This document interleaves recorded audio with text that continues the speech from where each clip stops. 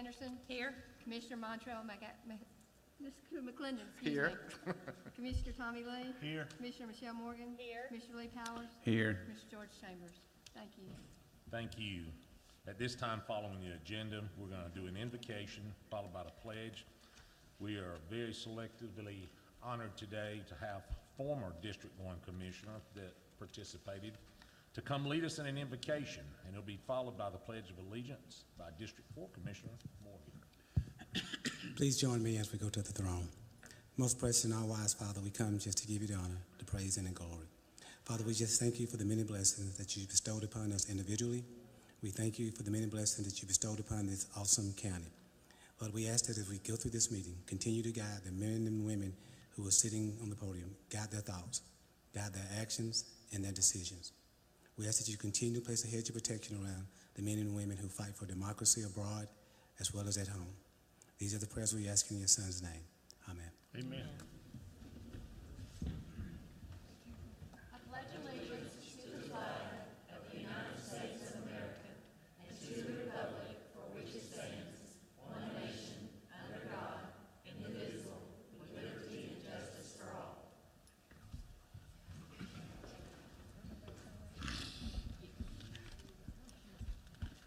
Thank you, former Commissioner North and Commissioner Morgan. Item number 5 is approval. We'll look for a motion to approve today's agenda. Make a motion to approve. Second. Motion second. Any discussion? Seeing none. All those in favor? All those opposed? Thank you. Next item on the agenda is public comments. This is the time if you signed up in the back to make public comments to the board. We typically do not make arrangements. If we've got information, we'll be glad to assign you to somebody tonight if we can. If not, we'll have your name, your number, state your name and address, and we'll be glad to have somebody get in touch with you in the next couple of days. With that being said, John Crosby.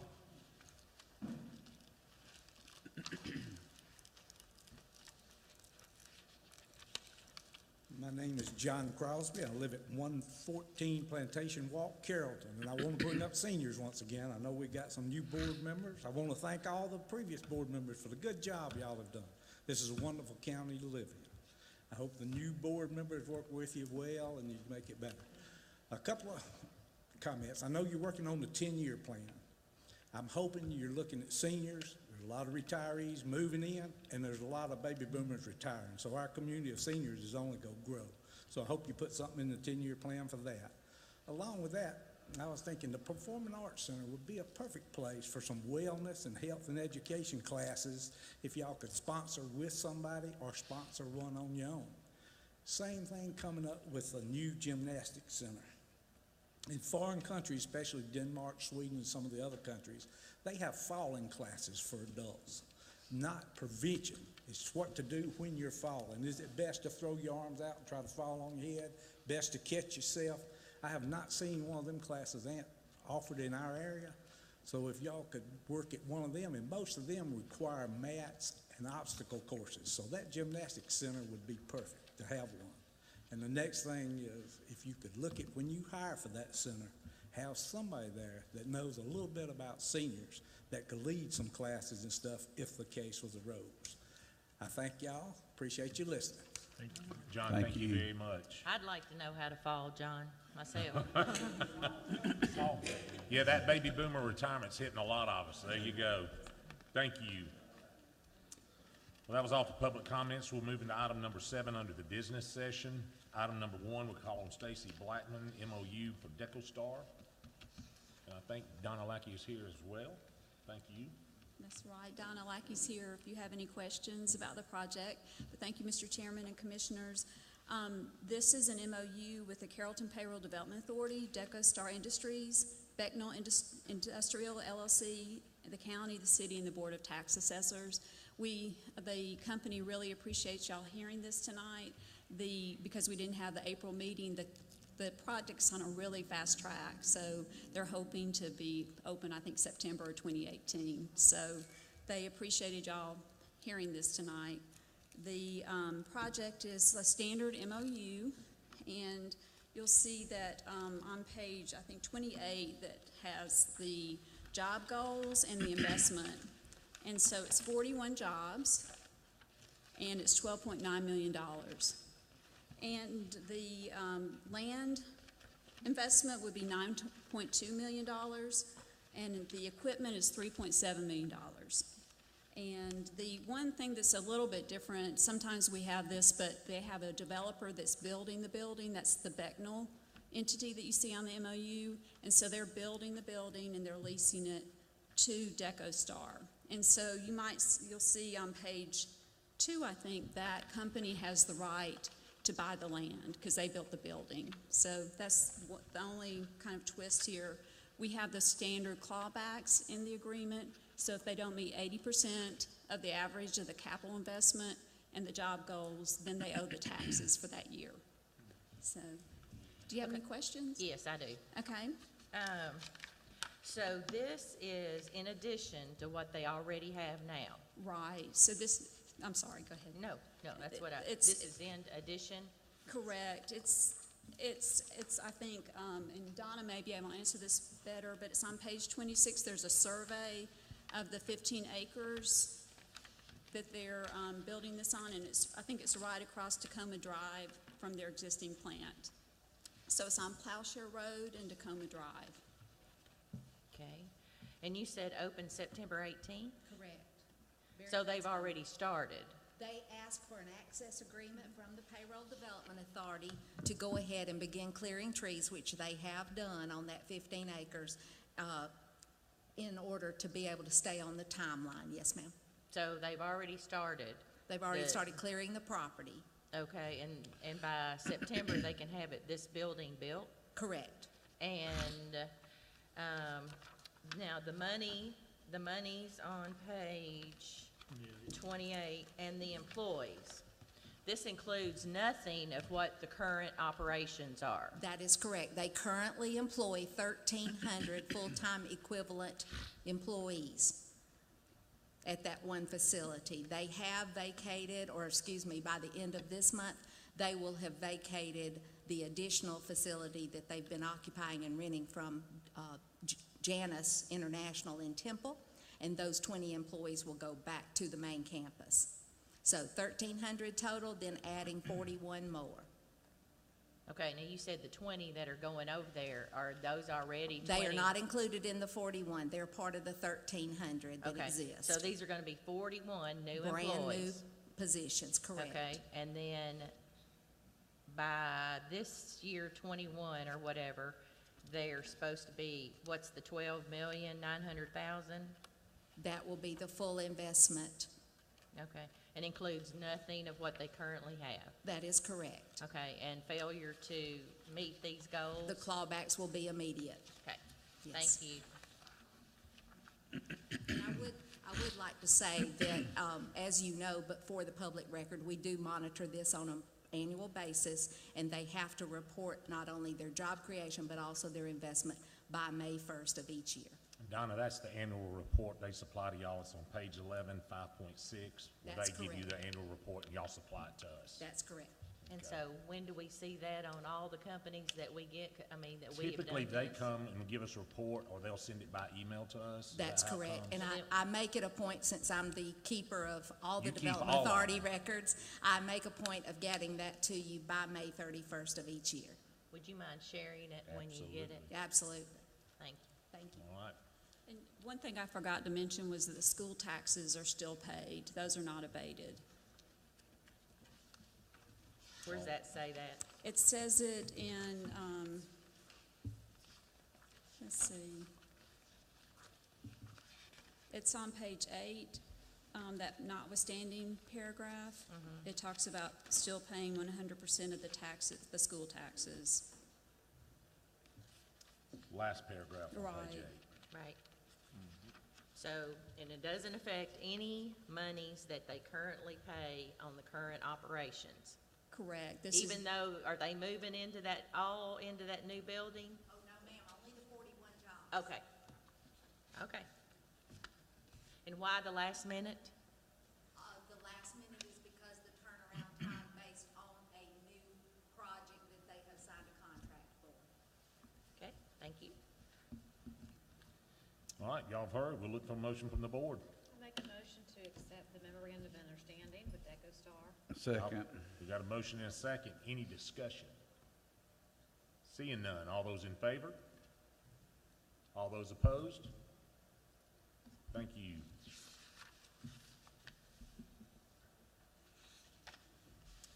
Item 7.2 is Appointment Planning and Zoning Commission. We'll call on Commissioner Tommy Lee.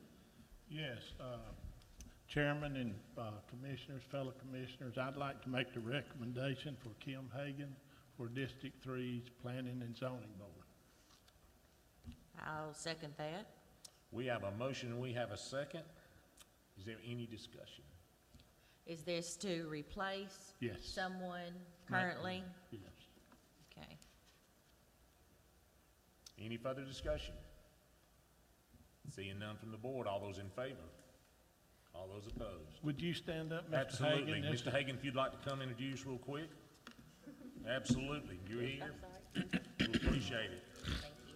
Appreciate you doing this and accepting it. It's, it's Name is Kim Hagan. I live at 220 Overlook Way in Carrollton. Have a business located right down here in downtown Carrollton, Hagan Realty and Auction Group. I appreciate the honor to serve. I hope I bring some knowledge and experience in my 25 years in real estate business. I'm a licensed broker in 12 states. I've worked for the U.S. government, Fortune 500 corporations all over the country. It'll be an honor to serve. So thank you.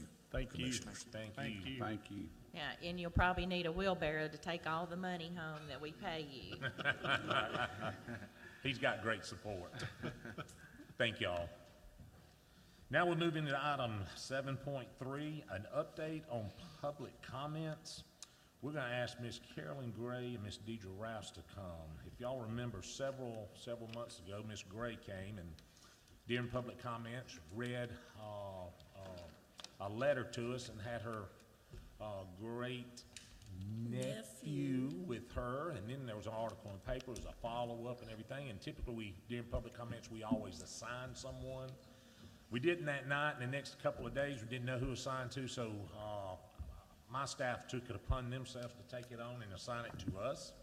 And we worked on it and worked with Miss Gray, and she was good friends with Deirdre Rouse. Deirdre has been a very dear friend and a great community partner and works out at the college, and we're going to let them give an update on some of their ideas and some goals for Carroll County. So we'll turn it over to Ms. Gray. Oh, thank you. The last time I was here, it was November the 7th, 2017. It was election night.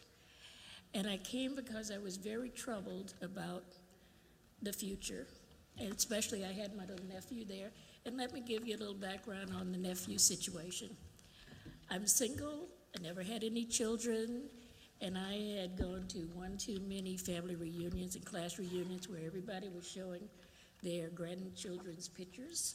And I got down on my knees and I prayed to God to let me know if he could find it in his heart to let me know how it felt to be a grandmother. So I remembered Sarah. And so I went on about my business, and a few months later, my niece, 40-year-old niece, came knocking on my door, and she says, I know you're going to be really disappointed in me, but I'm pregnant. And I almost said, whoa. But I thank God because she was pregnant with this little boy, and his name is Christopher, and I stuck with her, and I just told her that I will be with you through this. And I was so happy. I've become a real grandma now.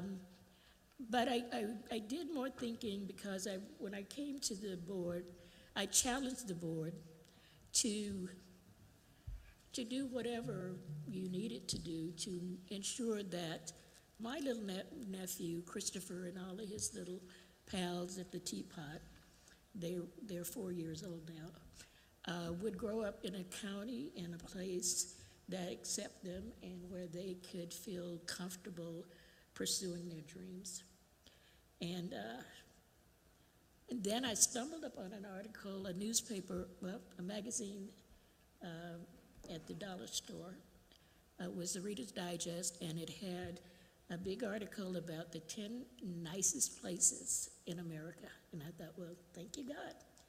So I read that, and then I got a call from Marty inviting me to come down and address the issues that I brought up during my public comments in November. So this all happened from November to January. He hooked me up with Deidre. Matter of fact, he contacted Deidre and invited her to participate with me on putting together a proposal or some thoughts that we could come back and present to the full board. So I'm going to start with a video. You need it? Oh, okay.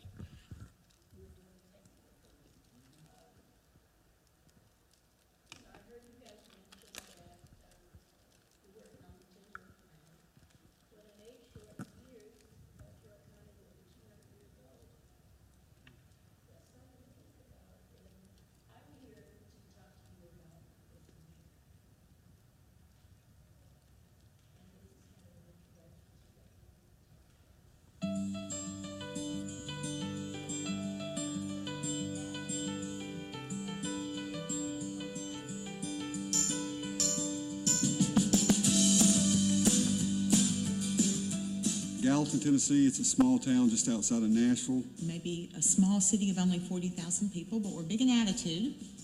We say we've got a lot of grit and a lot of grace. Gallatin is a really, really nice place to live. The people in the community are great.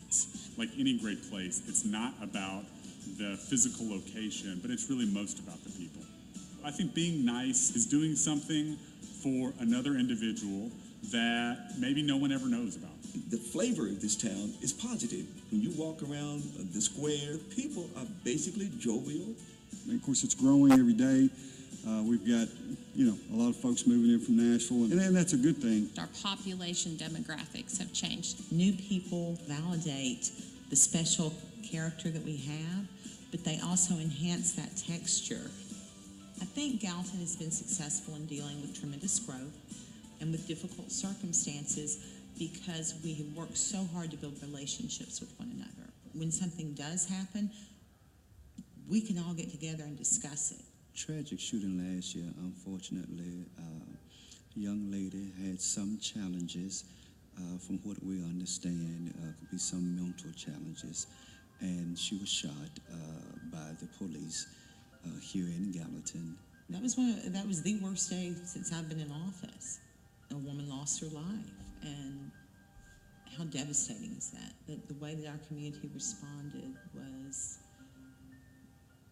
was probably one of the most proud times in my tenure as mayor. The police response to that tragic event was they initially called pastors. It was almost within minutes of what occurred. The city of Gallatin was one of the first cities to use body cams, and honestly, that helped us as much as anything in managing that incident. So right away, we got it out. We met with some leaders from the community, NAACP, some people that, and again, that I had built relationships with at the Civic Center, at the parks and things like that. And I said, will you please, I'd like for you to come look at this before I release it to the media.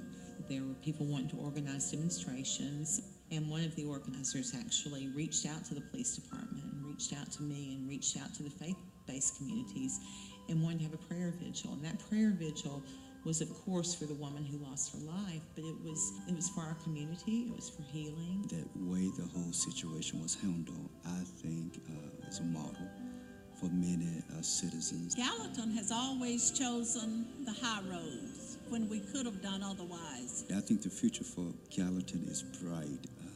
It's exciting. Whether you're Republican, Democrat, Independent, whether you're African American, Caucasian, Hispanic, does not matter. This is our home, and we will always be trying to make it better.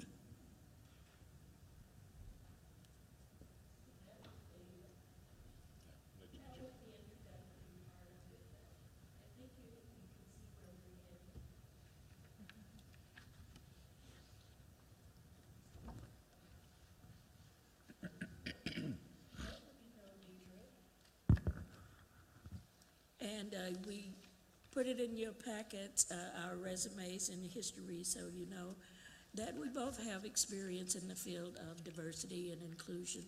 And when I came here that night, I wasn't thinking about this. I was just figuring that you guys are elected to deal with the future of the county. And I thought that I would unburden myself and put it on your plate, but then he put it back on my plate. So here we go. I'm a community activist. I worked with the Carver High Museum. I was the co-founder.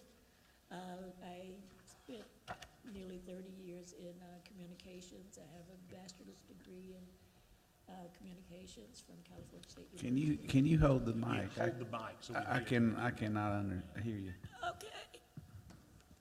Okay, I got it. And Deidre is the Diversity, Education, and Community Initiatives Director at the University of West Georgia. And there's Christopher. He's a member of the class of 2032. I'm proud of him. When I'm juggling here. The essence of my presentation and a challenge to the board was to make Carroll County the nicest place for all folks to live. And that was before I saw the Reader's Digest thing. But I thought, well, nice, what's wrong with being nice? So here's more about what happened, and I've already told you how we got together. The chairman put me together with Deidre, but I've known Deidre for a long time, and she supported the Carver High initiatives, and I've supported her activities at the university. The 10 nicest place, they always make you feel warm and welcome. And this is the list, and you'll notice that all of these places are small towns. I mean, there's no big Birmingham's or Atlanta in there. They're just hometowns. And we put in the packet that you have the full Reader's Digest story on all of these towns and why they were selected. There are some really, really heartwarming stories in those 10 selections, but many, many, many were nominated. These are some of the things that make these cities and areas so nice. They believe in the golden rule, and they practice it. They are warm and friendly, welcoming to strangers. They view racial and cultural differences as assets. They are charitable, they pay it forward, they give in whatever way they can. It's not always about dollars and cents. It's about being present and helping. They unify to attack problems. They give others the benefit of the doubt. They don't always, they're not quick to accuse each other of bad intent. They are focused on not leaving anyone behind. The neighbors help neighbors. They support community efforts, and it fosters a sense of belonging. And, well, we already saw the video, so now I'm going to give Deidre the opportunity to deal with the frowny face.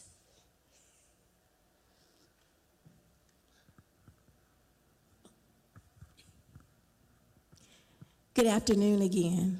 I'm hoping that that rain is gonna hold off because I'll be going to Art Takeover, and I was talking with Christy earlier. She said, well, do you have the weather app on your phone?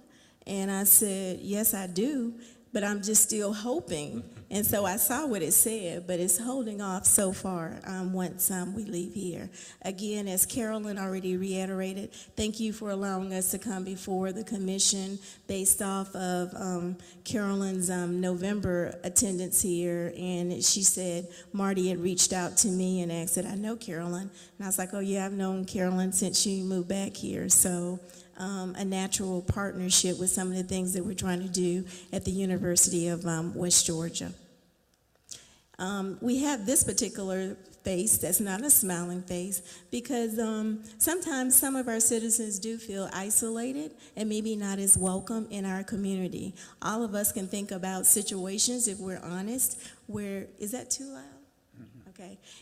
Think about situations, if we've honest, that we've been in, where you've gone into some type of environment where it's not welcoming. You get that kind of feeling, and we don't want that for Carroll County, because we really believe that we can make that nice list, at least in the top 10. Number 1 would be great. But some of the realities that we do have to live with, if we're having honest conversation, perception is reality.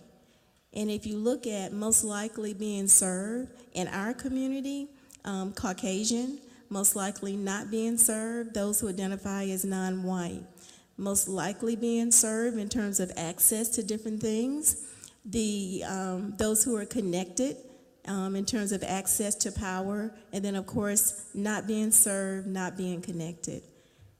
The middle class up to upper class, those who are a little bit more influent in terms of their income, and then those who are most likely not continuing to be served are our working poor and our poor. We do have quite a few working poor, you know, those individuals who, they do have a 40-hour week full-time job, but they're living paycheck to paycheck, and we do have that in our community. Also, those most likely being served are those who are healthily aware, who are more fit, who are more conscious about things such as diet and health care. And then those not being served are those who have problems with weight, diabetes, chronic illnesses, and the like. Those being served, those who are able-bodied and youthful. And I think the gentleman who talked before talked a little bit about how our community is aging, and not just our community, our world globally is aging, and I'll talk about that a little bit later. But those who are aging, physical and mental challenges. And then last but not least, showing respect and consideration, and then those who are on the other side not being respected or even being considered. The results of having a community that's not equitable for all, generally it's usually a less friendly climate, encourages continuation of old habits or situations or attitudes or actions that are not positive, encourages acts of exclusion, out-migration of high potentials. Being at the university, I see this often where we have a lot of great students who may not necessarily be here, but some of them have suggested that our community is sometimes not as welcoming, so they don't want to stay. Even though, you know, you try to entice them with some of the economic opportunities here. It's a smaller community where there may be more opportunities, but due to that feeling of not being welcomed, some of our highest potential students leave our community, not just on the college level. I see it with some of my kids who came through the system, those who are even on the high school level, if they choose to not to further their education once they finish high school. There's a culture of social segregation. I can't tell you how many times I've been to different events from all walks of life, and I do see the social segregation. It definitely affects the economy, because this would be less attractive to employers, to communities that are not welcome. And we all want a vibrant and economic community. And it also affects the quality of life and the workforce. Now, we're going to get into feeling like belonging here in Carroll County, because we know and really believe that we will be able to do this with your support and you all spearheading this particular initiative for our entire county. So what is the acronym NICE? We came up with, after several meetings with Marty and his team, neighborly, inclusive, committed to everyone's success, and a nice community. Because when you think about it, who doesn't like being nice? Okay, so most everybody smile, thank you. One of the things that we were thinking about, since the bicentennial anniversary is coming up, before I look at that, we came up with a diversity and inclusion vision that you can see. It should be, we hope that that one is in your packet, or we can get it in your packet. But I wanted to refer back to your Carroll County vision and mission statements. I'm sure most of you are already familiar with your vision and mission statements, being commissioners, but it says to be one of the premier counties in which to live, work, invest, and raise a family where new opportunities are pursued, new ideas are embraced, and time-honored traditions preserved, and to consistently provide quality, efficient, cost-effective public services in a professional and courteous manner in order to enhance the county's quality of life and role as a regional center for commerce with a diversified economy, including technology, industry, service, retail, government, and education. So I know most of you are familiar with that, and we really believe that something like this, of course with more consideration and discussion, would be adopted and fine-tuned and tweaked in terms of the anniversary that you have coming up in June 9th. We believe, when we did our research, that's the founding date, June 9th, 1826, and as Carolyn reiterated further, coming up on the bicentennial in a few years, as well as the county was named officially, I think you call that ratified, by the state December 14th of 1826. Now I'm going to turn it back over to my colleague, Carolyn. Okay, I drew that bullseye for a reason. We're proposing this NICE initiative, and it's very simple. We're saying that we want everyone in the county to be involved at all levels, from the citizens, which are at the 6th level, back up to the county, the cities, the business corporations, civic organizations, community organizations. What we're saying is you can take this rubric, NICE rubric, and create a framework to encourage all residents and stakeholders to voluntarily and organically address macro and micro issues that they perceive will improve the quality of life for all Carroll Countyans. And then the thing about the program that I like to emphasize is the concept is it is entirely voluntary. Nobody tells you what to do, but we do recognize that there are levels of stakeholders, and we, well, I'll walk through it like this. This is how it could work, and this is me fantasizing, so on behalf of Christopher. Level 1, chairman, announce the initiative, provide resource center, promote major events and activities. The commissioners present the NICE concept to stakeholders in their district, encourage them to create NICE initiatives, and use and contribute ideas and materials to the resource center.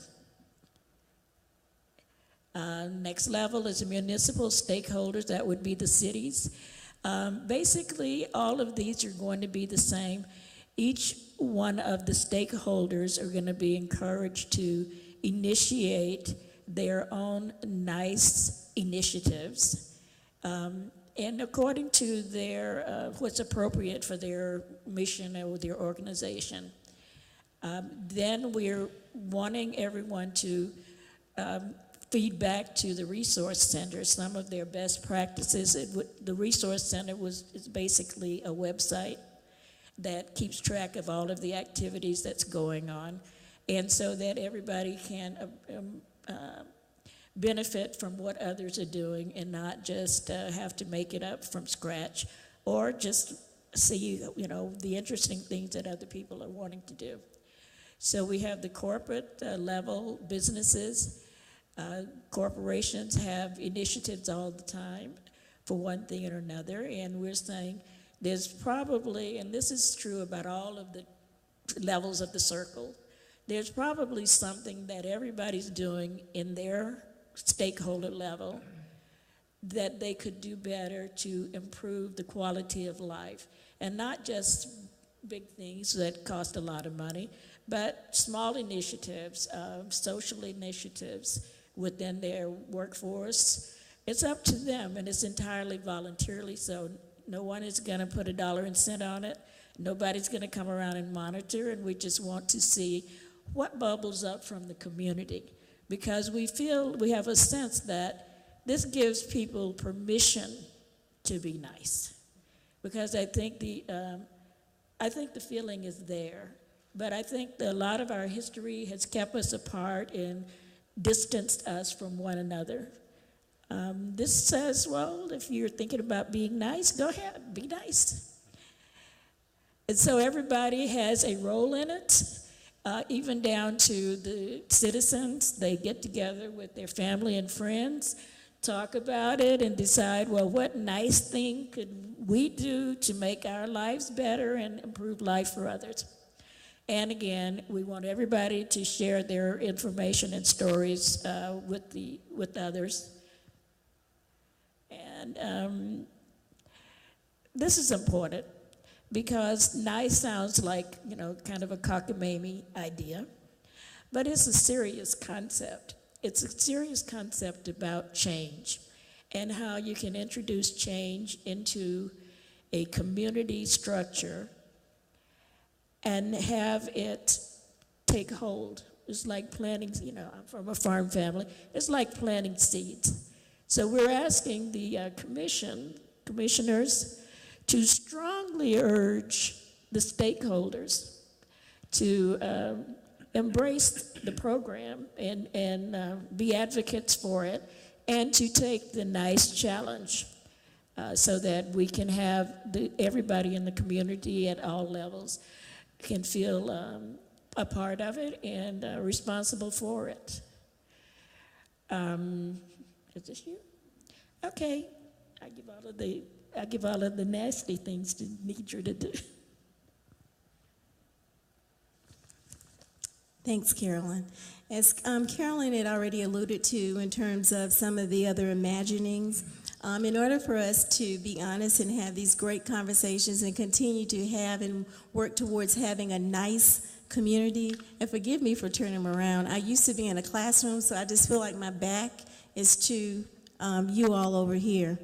In the South, if we're very honest with ourselves, telling our story, race has been one of the issues that people usually don't want to discuss. It's one of those things that people tiptoe around. And if we're going to continue to strive to be one of those nice communities, we do have to address some of those issues that are uncomfortable, that you have to deal with. It's kind of like in your family. If you have someone in your family who has maybe a lot of land, but maybe they have, I don't know, 10 kids, and those parents are getting older, they have to have those conversations that are a little bit maybe more uncomfortable.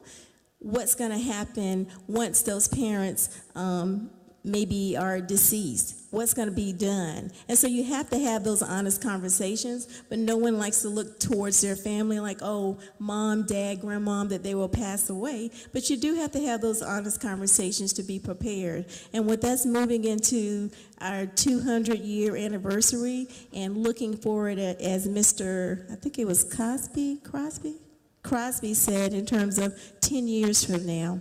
So we need to tell that story and tell the whole truth. Some of the things that have happened in our county, several of the places are named after Native Americans, so we all know about the Trail of Tears as well as Native American removal. African American enslavement, you're familiar with things in our community as well as at the college.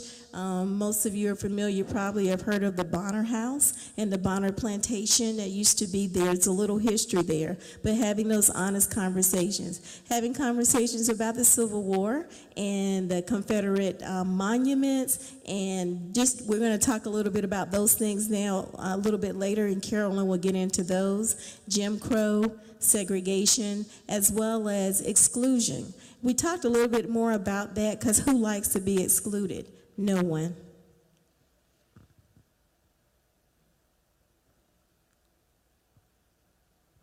Some imaginings, embracing our history. All history is important, and some ways that we came up with just ideas, imaginings to embrace those histories that happen here in our cities and towns. A lot of us are familiar with things such as the textile mills and the kind of agricultural community that we have here, that we did have segregation, as did several places in the United States due to the Jim Crow laws, and having a museum and a permanent historic site that could house all these different things where it may possibly be rotating. So we're looking at historic schools, some of the sports and entertainment legends that we have here, working with the quilt museum that already exists. We mentioned about the textile industry, that the Center for Public History has already started that particular trail and that initiative with some of the grants that they have.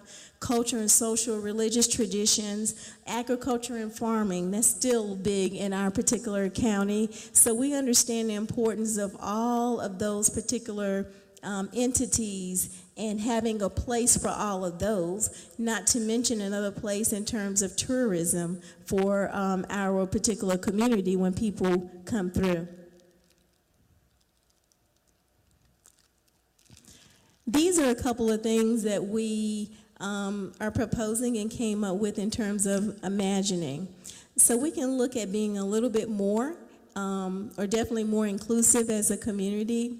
Sometimes you have to go different places in order to get things done with our government. I'm sure that's probably everywhere, but forward thinking, wouldn't it be great if we had a Carroll County government complex where you could go and get services for the majority of the things? Right now, I know you all have worked on that so hard the last few years. I know we're going to have some transportation. I think it's going to be a little bit limited, but thinking forward 10 or more years, what can we do if we did have that big strip area where a complex, since we do not have all those transportation needs addressed yet, what could we do to help our citizens and for it to be a nicer place?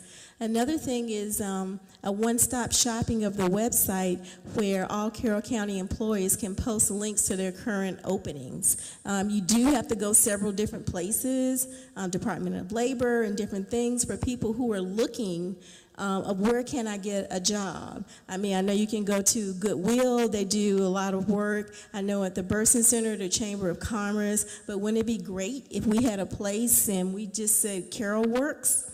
Because we do want Carroll to work, correct? Carroll Countyans to work. Maybe that's an idea, concept for our commissioners and legislators in our particular community to be able to think about. A little bit on demographics of how our particular county as well as our world is changing.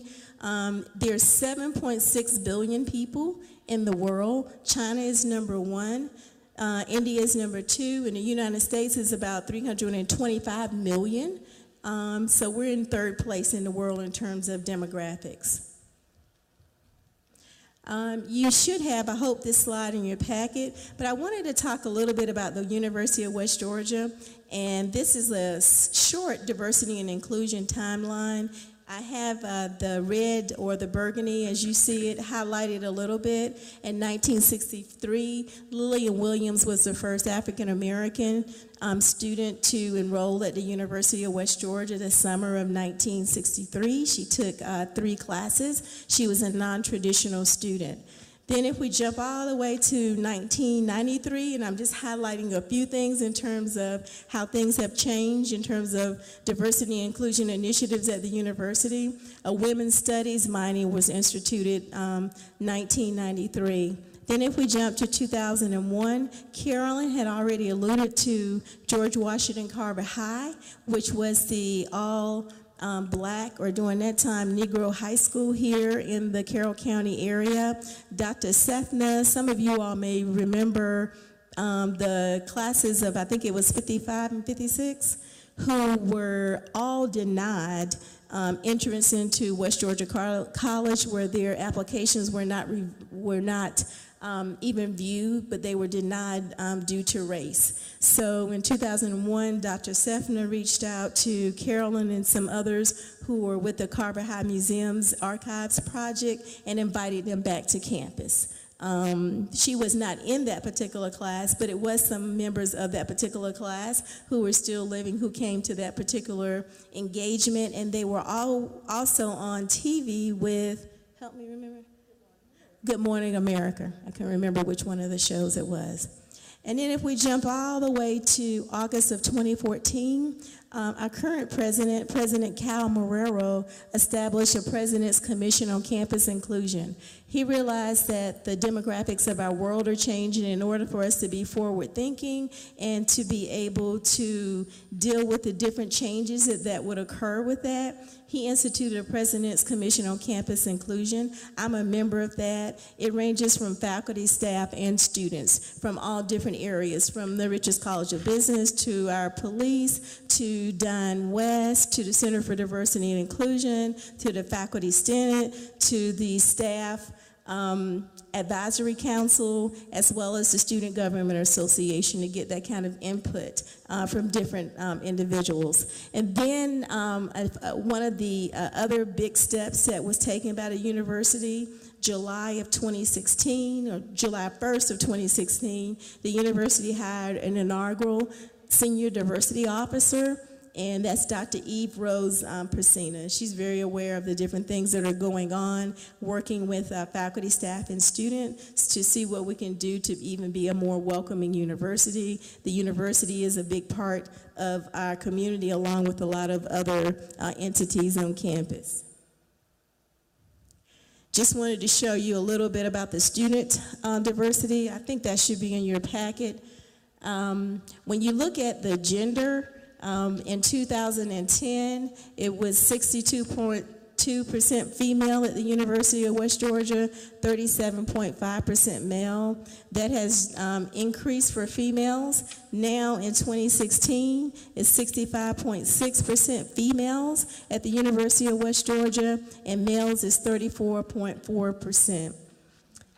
When you talk about ethnicity, in 2010, you can see Caucasians 59%.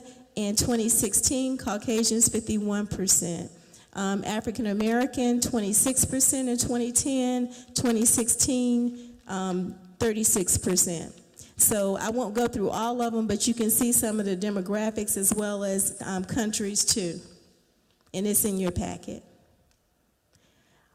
One other thing I did want to emphasize with the University of West Georgia in terms of the profile, we have about 857 staff, 644 faculty who are at the institution. Our enrollment is about 13,508 as of fall 2017.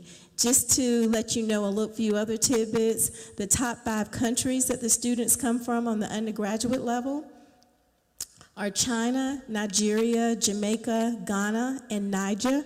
And then the top 5 states that students come from at the University of West Georgia on the undergraduate level, other than Georgia, because Georgia is #1, but Alabama, Florida, California, New Jersey, and Mississippi.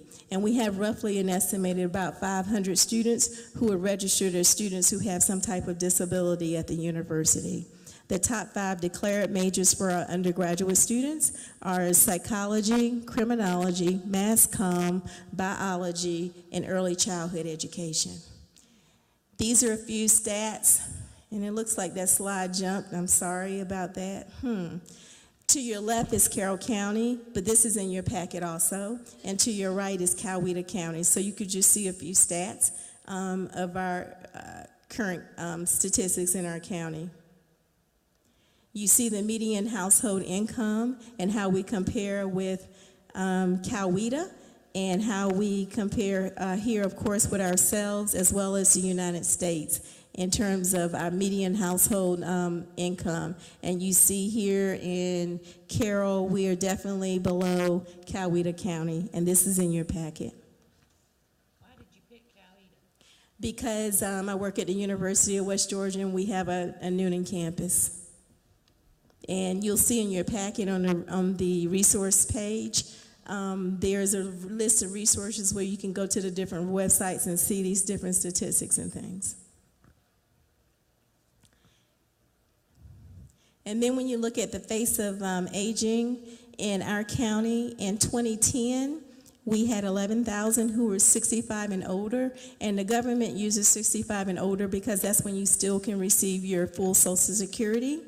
In Georgia, we had about 10.7% who are 65 and older, and then for the United States, 39 million. And I thought it was a nice fact to put in there. In 2010 in the United States, there were 64,024 individuals, in 2009, who were centenarians, those who are 100 years or older.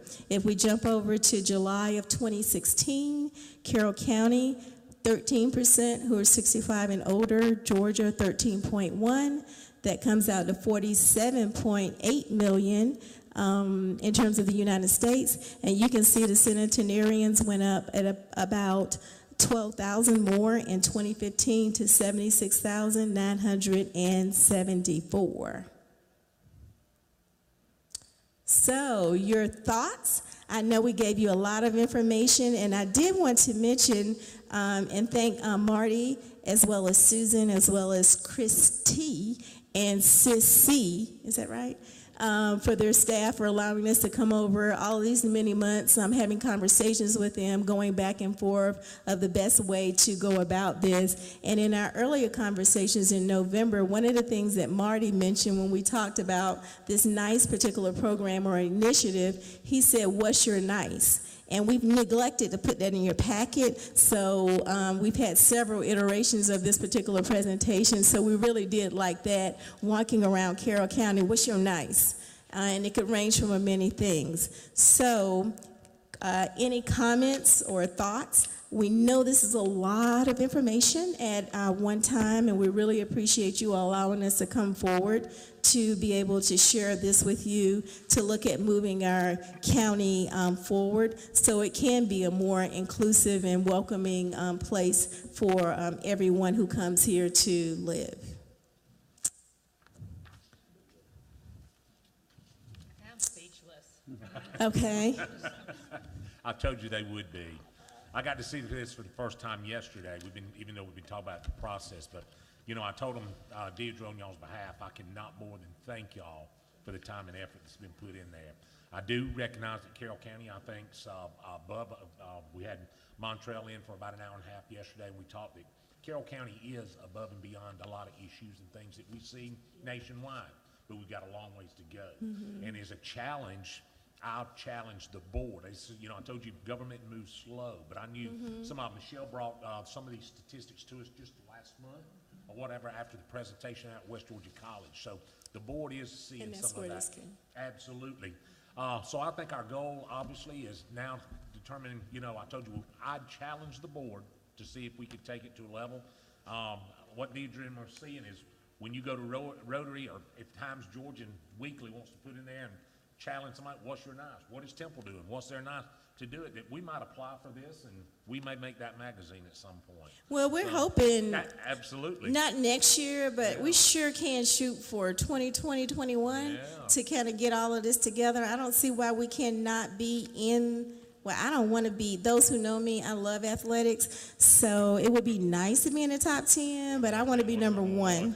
So I'm sure we all would like to be number 1, with all of us working together with the different stakeholders, from starting with you to be able to get your buy-in, to be able to push it that kind of initiative in your community, because you know your constituents better than I would in your particular district, and I'm sure they're all familiar with you because they voted for you. So that was all that we have to present. Did you have any other comments that you wanted to make, Carolyn? You know, I wanted to say that I appreciate y'all doing that, and sometimes we do have to have hard conversations. And one of the conversations we need to start having is that we want people to be nice.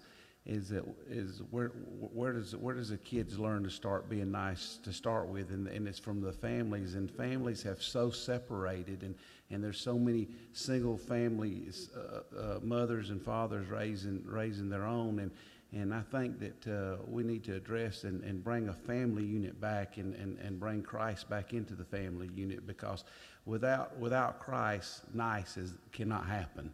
And I think one of the problems that we're having in America, that the family unit that God orchestrated has been broken up. And I think that if we're going to talk about community stuff, I think we need to start talking about let's getting families back together, and families loving each other and loving their neighbors and helping. Because I can remember when I was a boy that was even in the countries and stuff, if a neighbor had a barn burned down, we all came together, and the families came together, and they helped. And it didn't matter what color you was, didn't matter who it was, it needs to start building families back and getting the family unit back together and putting Christ ahead of not just the government, but ahead of our families. But I really do appreciate what y'all do, and I'm excited. I'd love to see Carroll County be #1. I'll open that. Does the board have any questions? I know it's a lot. I told them when I saw it yesterday, it was like drinking water from that fire hose. It was a lot. I was blown away with the work they've done. But y'all got any questions? What's our next step? Well, that's going to be the challenge. I told them if they present it, I'd challenge the board that this would not just be something collect dust on the shelves. It'd probably be maybe at a work session or something that we put together. And I want y'all to read the bios. It's amazing the background of both of these, the ladies that have come forth. Especially Carolyn coming back from California. Tommy, she's up your way in Temple.